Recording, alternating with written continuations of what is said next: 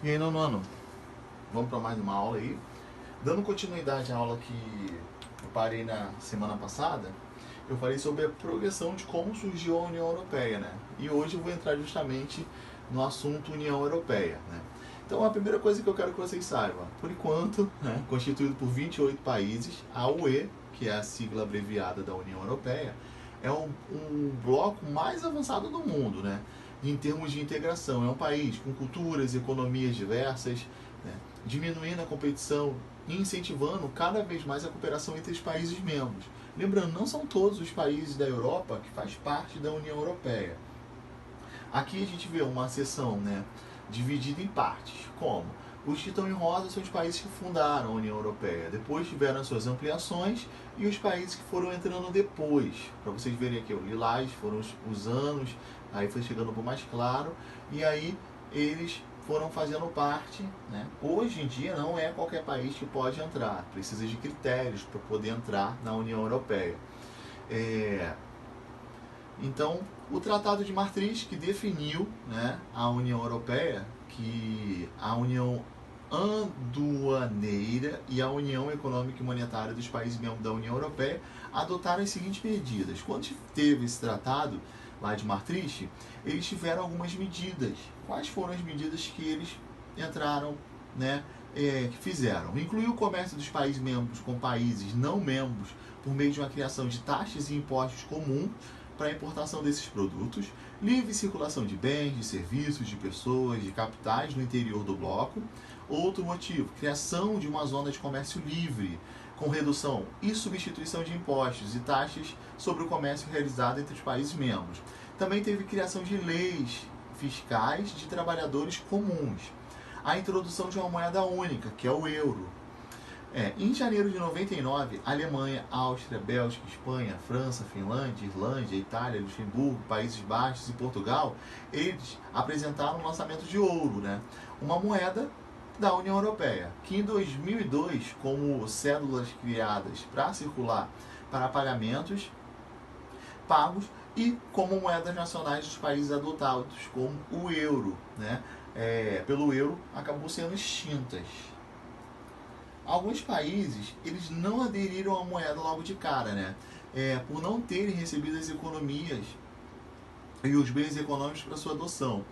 Outros, por renda mais soberana, por representar ou o fim de uma emissão de uma moeda própria, como é o caso do Reino Unido, Suécia e Dinamarca. Estes três países não adotaram o euro logo quando surgiu. O Reino Unido até hoje, beleza? O Reino Unido até pediu para sair do bloco, vou falar mais à frente para vocês.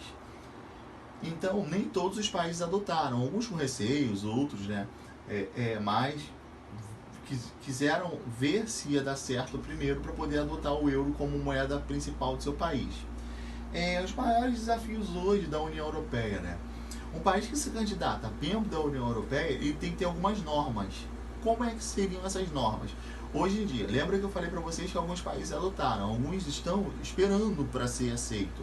Para que ele seja aceito, ele tem que cumprir algumas normas da organização. Apresentar uma economia estável, com economia baixa, tá? Permitir livre circulação de pessoas, mercadorias, serviços e capitais. Outro motivo, possuir instituições capazes de proteger ou respeitar a democracia no país. E outro legal que eu acho interessante, os direitos humanos e os direitos entre homens e mulheres, entre outros. Então, para entrar hoje no bloco, não é qualquer um país, ele tem que cumprir alguns quesitos, beleza? Os países que formam a União Europeia, eles apresentam profundas diferenças históricas, econômicas e sociais, ou seja, a gente não vê os países tudo por igual lá, né? Alguns deles estão entre os mais ricos e industrializados de todo o mundo, enquanto outros ainda resolvem problemas socioeconômicos e apresentam situações de alguma inferioridade econômica. Reivindicações de países menos populosos por uma maior representatividade no crescimento de terrorismo, xenofobia. Xenofobia é o preconceito com imigrantes, o desemprego, a pobreza. Eles também estão entre os problemas enfrentados na União Europeia. Então, gente, não são as mil maravilhas que acontecem nesse bloco, beleza? E lembrando, ele é um dos maiores e mais importantes blocos do mundo. O problema mais grave acontece, né, pelos grupos de países formados por Portugal, Irlanda, Itália, Grécia e Espanha, que começaram, né, em inglês, uma forma de sigla PIGS, né, que desde 2010 esses países apresentam uma grande estabilidade econômica com aumento do desemprego e reduções em consumo, nas arrecadações de impostos, na produção de mercadorias e também serviços. Esses países, se a gente for falar sobre uma economia do bloco, eles são os que têm mais fraco. Por quê? Toda vez que tem uma crise econômica, eles são os primeiros a serem atingidos, né? Agora, os países mais ricos já isso não acontece. A crise também afeta outros países da zona do euro, né? Zona do euro, países que aderiram ao euro, tá, gente? Com baixo crescimento econômico, ou seja, que devem tomar medidas de uso de duras ou austeras, né? Como corte de gastos de benefícios sociais entre os setores da educação e também de moradia, que são uma marca forte das políticas dos países europeus. Então, galera, assim, a política muito forte lá, a gente pode falar que são os benefícios sociais, então a parte de educação também. Aqui alguns protestos, como eu já falei para vocês. Aconteceu nos últimos anos essa sigla chamada Brexit. O que significa isso? Ela foi criada a partir da junção de uma sigla que quer dizer Britain, que é da Grã-Bretanha, e saída, que quer dizer exit, saída. Beleza? Por quê? Por que isso aconteceu? Isso está se referindo à saída do Reino Unido à União Europeia. Em julho de 2016, eleitores britânicos usam como referendo, né, a sua opinião sobre o Brexit, que ele venceu por 52% dos votos, ou seja, o Reino Unido quer sair da União Europeia. Por quê? Porque eles falam que eles estão tendo muitos problemas. Eles nem adotaram o euro como moeda principal. Lembrando, só que o Reino Unido ele envolve não só, é um grupo de países, então acaba tendo vários quesitos aí que acabam dando um problemão aí.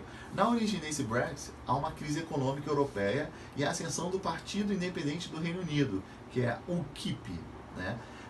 O que se fala? Que se posiciona como um anti-União Europeia, ou seja, eles não concordam. Diante desse contexto, a insatisfação de parte da população britânica, ou então o primeiro-ministro, que era o David Cameron, né, ele ajudando numa reeleição e promete uma organização dessa referência. Britânicos que não são a favor da União Europeia acreditam que a sua economia é prejudicada pela burocracia das normas impostas pela União Europeia, que acaba contribuindo no meio financeiro do Reino Unido, pelo bloco que deve ser investida no próprio país e também há um controle das fronteiras que deve ser retomado, eliminando a operação de imigrantes, que de acordo, né, com os defensores do Brexit, representa uma ameaça dos defensores trabalhistas, sociais e econômicos britânicos, caracterizando um discurso de intolerância.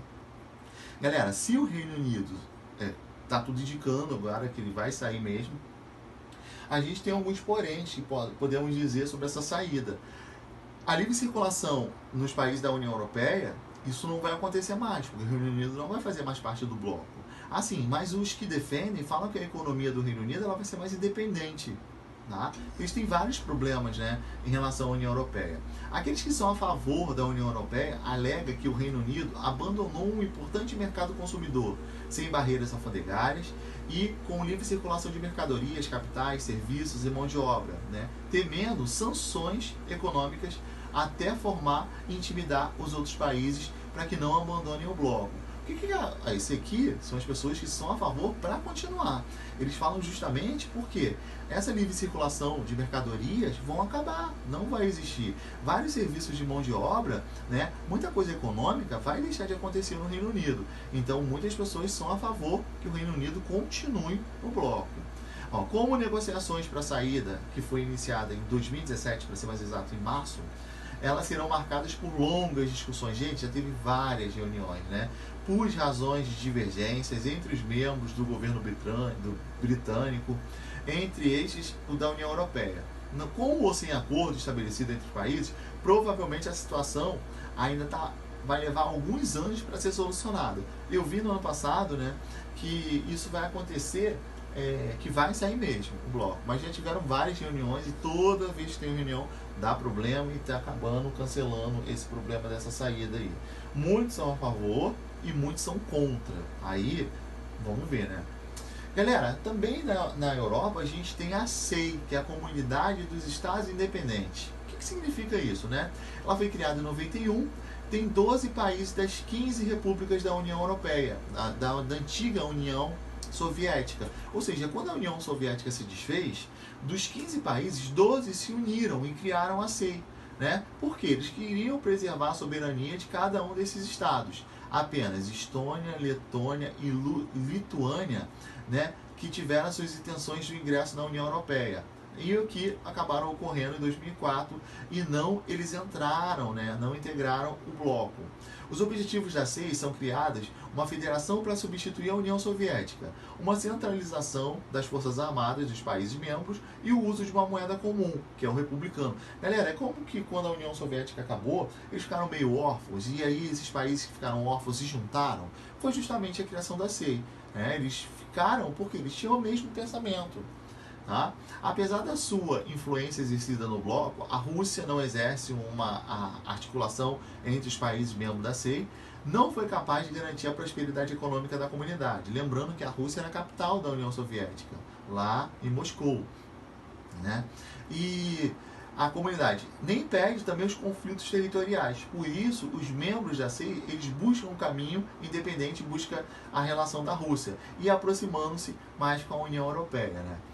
Atualmente não fazem mais parte da CEI. Turcomenistão, que deixou de ser membro permanente desde 2006. A Geórgia, que se aposentou dessa comunidade desde 2009, porque teve divergência com a Rússia. Né? E a Ucrânia, que deixou a CEI em 2014, né? Por causa de conflitos também com a Rússia. Aqui embaixo tem um mapa mostrando os países que fazem parte da CEI. Tá? Todos esses aqui, ó, que eu estou circulando para vocês. Inclusive a Rússia.